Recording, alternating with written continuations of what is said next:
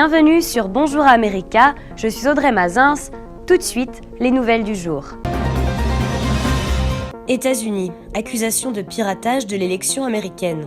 Les chefs du renseignement américain ont accusé jeudi les plus hauts responsables russes d'avoir voulu influencer l'élection présidentielle de novembre via le vol et la diffusion de documents du Parti démocrate. Deux groupes de pirates russes, surnommés Cozy Bear et Fancy Bear, sont soupçonnés depuis près d'un an d'être derrière le piratage. Mais la mise en cause directe du Kremlin, comme maître d'œuvre de l'opération, est plus récente.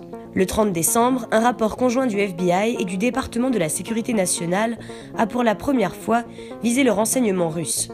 Le témoignage commun des trois principales têtes de l'espionnage américain vient donc enforcer le clou. Reste encore à fournir les preuves concrètes de l'implication de hauts responsables russes. France, un agriculteur de la vallée de Roya jugé. Mercredi 4 janvier, un agriculteur de la vallée de Roya, Cédric Héroux, a comparu devant le tribunal de Nice pour avoir aidé bénévolement des migrants à franchir la frontière entre la France et l'Italie. Pour avoir aidé à l'entrée, à la circulation et au séjour de personnes en situation irrégulière, le procureur a requis 8 mois de prison avec sursis, une mise à l'épreuve et la confiscation de son véhicule. La décision a été mise en délibéré au 10 février. Face au tribunal, Cédric Héroux a revendiqué des actes politiques et il a dit « Je le fais parce qu'il y a des gens qui ont un problème. Je le fais parce qu'il faut le faire. Il y a des gens qui sont morts sur l'autoroute. Il y a des familles qui souffrent. Il y a un État qui a mis des frontières en place et qui n'en gère absolument pas les conséquences. »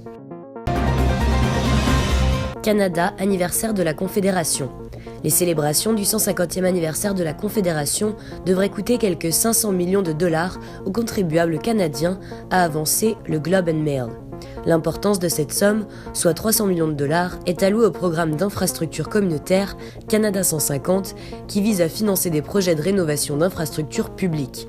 Arénas, installations sportives, parcs, centres communautaires, installations touristiques, musées et bibliothèques étaient notamment au nombre des infrastructures concernées par le programme. Environ 180 millions de dollars sont également prévus pour les célébrations et démonstrations artistiques, dont 20 millions pour les événements majeurs comme les festivités du Nouvel An. 5 millions ont d'ailleurs été dépensés par le fédéral pour célébrer l'arrivée de 2017 un peu partout dans le pays, dont la moitié pour le seul spectacle présenté à Ottawa devant le Parlement. Turquie, explosion près d'un tribunal à Izmir. Jeudi 5 janvier, une explosion près d'un tribunal à Izmir, dans l'ouest de la Turquie, a tué 2 personnes et en a blessé 6 autres. Les personnes tuées sont un policier turc et un huissier du tribunal, rapportent plusieurs médias turcs. L'explosion, provoquée selon les médias turcs par une voiture piégée, a eu lieu près de l'entrée réservée aux juges et aux procureurs. Les images diffusées à la télévision montraient un nuage de fumée, tandis que des ambulances et des véhicules de police étaient dépêchés sur les lieux. France, Fillon veut une Smart Nation.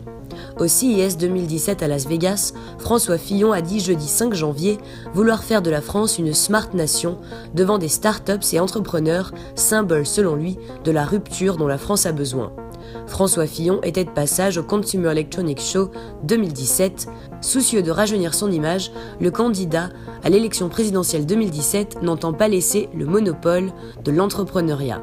Devant un parterre majoritairement constitué de Français, il a appelé à ce que la France mette en place un environnement business-friendly afin d'attirer un maximum de financements privés, français ou étrangers.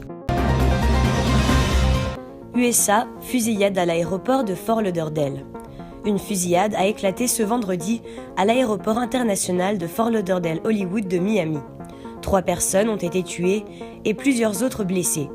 Les faits se sont déroulés dans la zone de récupération des bagages à l'intérieur du terminal 2. L'aéroport a été en partie évacué. Le tireur, à l'origine de la fusillade, a été arrêté.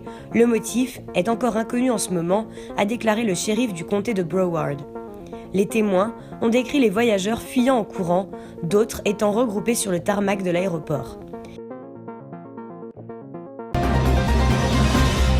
Merci d'avoir regardé notre journal. À très bientôt sur Bonjour America.